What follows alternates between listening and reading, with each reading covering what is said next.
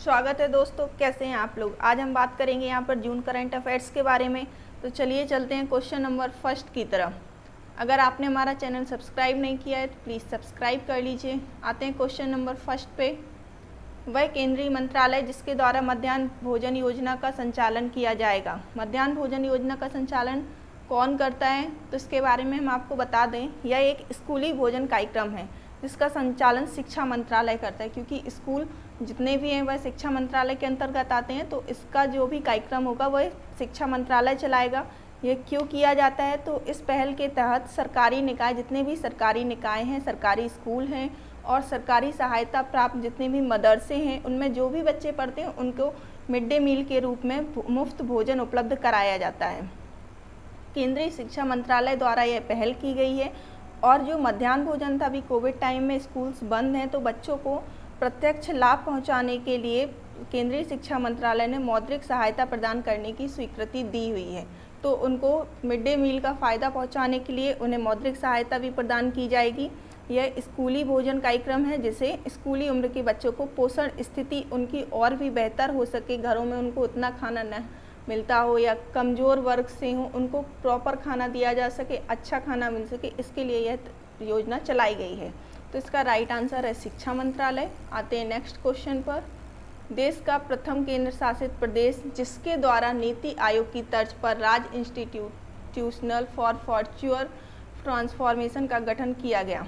कौन सा ऐसा केंद्र शासित प्रदेश या कौन सा ऐसा राज्य है जहां पर इस आयोग का गठन किया गया है। नीति आयोग तो आप सभी समझते होंगे, नीति आयोग की तर्ज पर इसको गठित किया गया है। तो ऐसा कौन सा राज्य है, इसकी लोकेशन हम आपको मैप पर दिखा देते हैं। मैप पर आप एक रेड डॉट देख पा रहे होंगे, तो यह राज्य है हमारे देश का गोवा। गोवा में इसकी शुरुआत की गई है 1 जून 2021 को।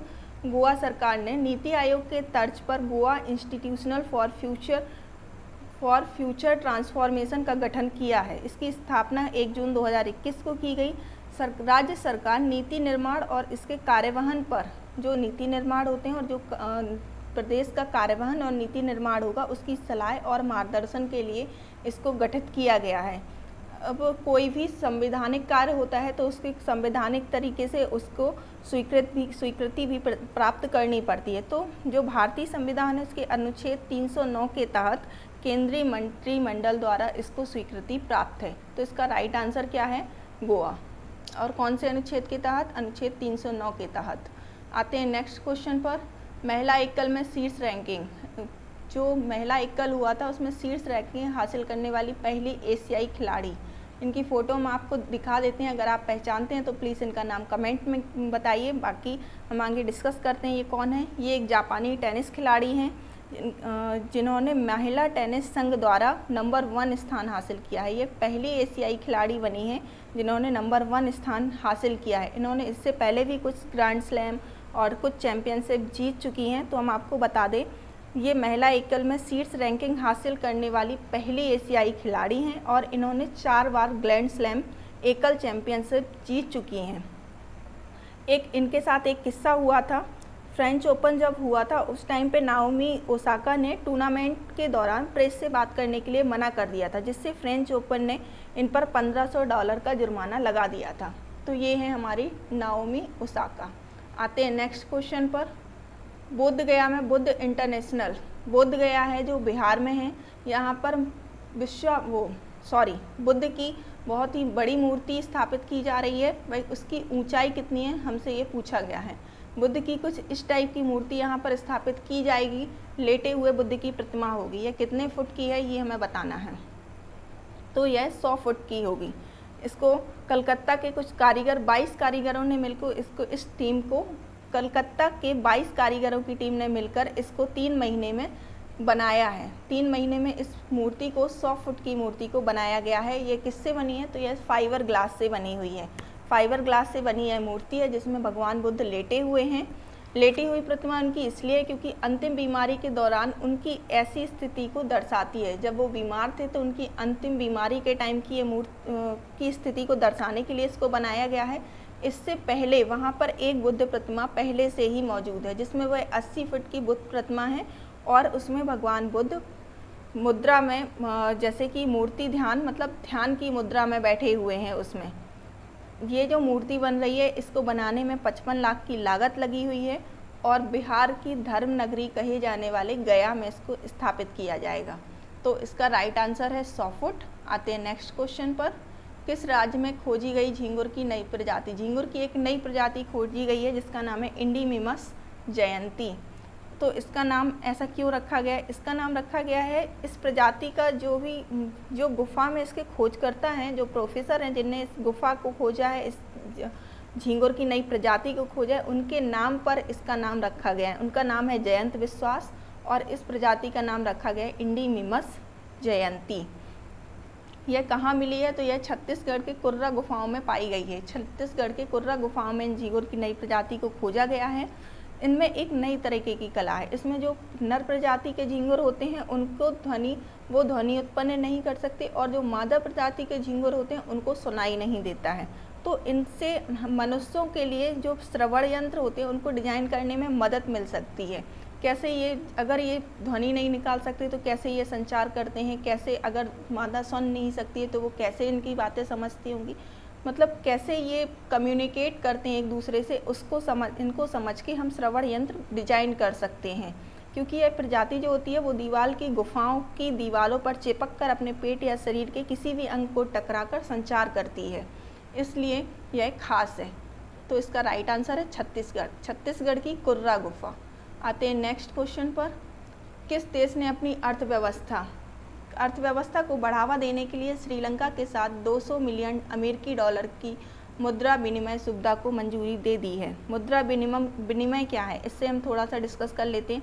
जब दो देशों के बीच में पूर्व निर्धारित नियमों के साथ मुद्राओं के आदान प्रदान हेतु किए गए समझौते होते हैं तो उसे मुद्रास्फीति या मुद्रा विनिमय कहते हैं। मुद्रा विनिमय किन दो देशों ने किया है? तो हम इसकी फ़ोटो आपको दिखा देते हैं। जैसे कि आप मैप में देख रहे हैं, बांग्लादेश और श्रीलंका। बांग्लादेश ने श्रीलंका के साथ 200 मिलियन अमेरिकी डॉलर की मंजूरी दी हुई है। तो बांग्लादेश बहुत ही गरीब देश था, लेकिन दुनिया के सबसे गरीब देश में एक था, लेकिन पिछले 2 दशक में बांग्लादेश अपनी अर्थव्यवस्था में बहुत ही महत्वपूर्ण सुधार करने में कामयाब रहा है। कोविड-19 के टाइम पे सारे देशों की अर्थव्यवस्था जहां डाउन गई है, बांग्लादेश की अर्थव्यवस्था वहीं सुधरी है। 2020 में दक्षिण अफ्रीका में सबसे तेज़ी से अपनी अर्थव्यवस्था को उभार लाने में सामने आया है बांग्लादेश की अर्थव्यवस्था सबसे तेज़ी से बढ़ी है 2020 से। यह दक्षिण एशिया का पहला ऐसा देश है जिसकी अर्थव्यवस्था इतनी तेज़ी से बढ़ी है। तो इसने बांग्लादेश द्वारा श्रीलंका को ऋण डॉलर के रूप में दिया जाएगा, अमेरिकी डॉलर के रूप में दिया जाएगा। लेकिन जब श्रीलंका इस ऋण को और ऋण के ब्याज को चुकाएगा तो वह श्रीलंकाई रुपए में उसको चुकाएगा, बांग्लादेश को देगा। तो इसका राइट आंसर है बांग्लादेश में एक चीज़ और बड़ी है, बांग्लादेश ने भारत को पछाड़ दिया है प्रति व्यक्ति आय के रूप में। बांग्लादेश भारत से भी आगे निकल चुका है प्रति व्यक्ति आय के रूप में। आते हैं नेक्स्ट क्वेश्चन पर।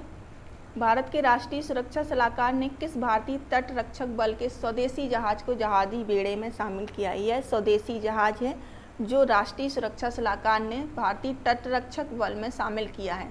पोरबंदर में इसको शामिल किया गया है।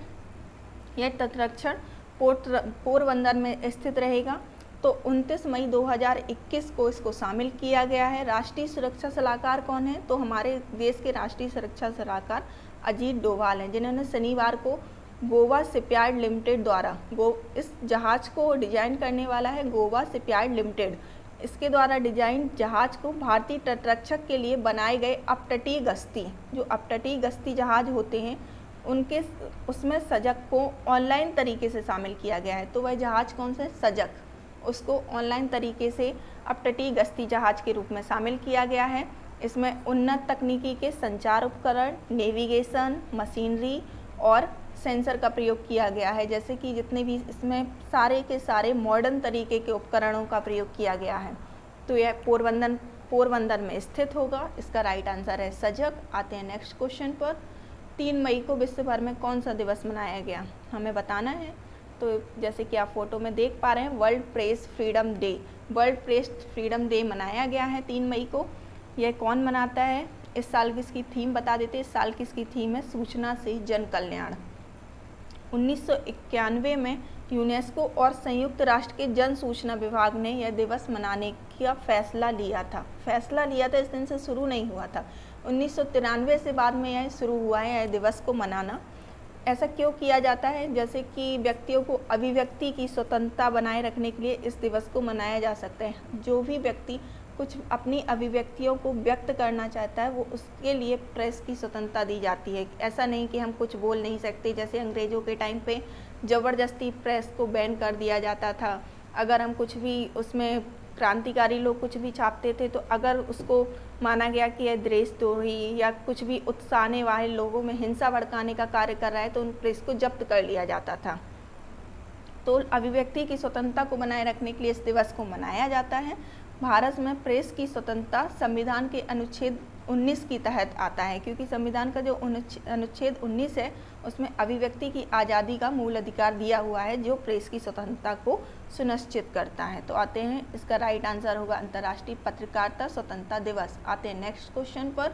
भारतीय उद्योग परिसंघ ने किस कंपनी के सीईओ और प्रबंध निर्देशक टीवी नरेंद्रन किस कंपनी के अध्यक्ष और सीईओ और प्रबंध निर्देशक हैं? तो यह टाटा स्टील के सीईओ और प्रबंध निर्देशक हैं। इन्हें हाल ही में भारतीय उद्योग परिसंघ ने अपना नया अध्यक्ष नियुक्त किया है। इन्होंने किसकी जगह ली है? तो इन्होंने कोटक महिंद्रा बैंक के सीईओ उदय कोटक से यह पदभार ग्रहण किया है। 2021 और 22 के लिए उद्योग मंत्रालय के अध्यक्ष के तौर पर इनको चयनित किया गया है।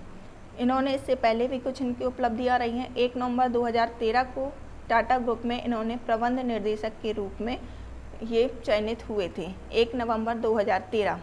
और ये कई वर्षों से CII से जुड़े हुए थे। 2016 में भी इन्होंने कुछ सेवा दी थी। ये पूर्वी क्षेत्र के अध्यक्ष रहे थे। CII के पूर्वी क्षेत्र के अध्यक्ष भी ये 2016 में रह चुके थे। अब ये भारतीय उद्योग परिसंघ के नए अध्यक्ष नियुक्त किए गए हैं। कौन है ये? टाटा स्टील के CEO और प्रबंध निर्देशक टीवी नरेंद्रन। आते हैं नेक्स्ट क्वेश्चन पर। इनमें से किस वाइस एडमिरल ने हाल ही में नौसेना स्टाफ के उप प्रमुख के रूप में कार्यभार संभाला है? हमें उनका नाम बताना है। फोटो में आपको दिखा देती हूँ, अगर आप पहचानते हैं तो प्लीज़ कमेंट करिए। 1 जून को इन्होंने अपना कार्यभार संभाला। इन्होंने किसके जगह पर किसका स्थान लिया? तो इन्होंने वाइस एडमिरल MS पवार का स्थान लिया है, जो 31 मई को सेवानिवृत्त हो गए हैं। जब वह सेवानिवृत्त हो गए हैं तो 1 जून को इन्होंने अपना कार्यभार संभाला है। यह मास्टर हैं ग्रीन इंस्ट्रूमेंट रेटिंग के साथ। इन्होंने एक योग्य उड़ान प्रशिक्षण का इन्हें मेरिट मिला हुआ है। यह एक योग्य उड़ान प्रशिक्षक हैं। इससे पहले इन्होंने 2005 से 8 तक केन्या, तंजानिया और सेशल्स में भारतीय रक्षा सलाहकार के रूप में कार्य किया है। कहाँ? केन्या, तंजानिया और सेशल्स में भारतीय रक्षा सलाहकार के रूप में कार्य किया है इन्होंने। तो ये हैं हमारे vice admiral Ravneet Singh. Thank you for watching. Have a awesome day. पढ़ते रहिए, बढ़ते रहिए।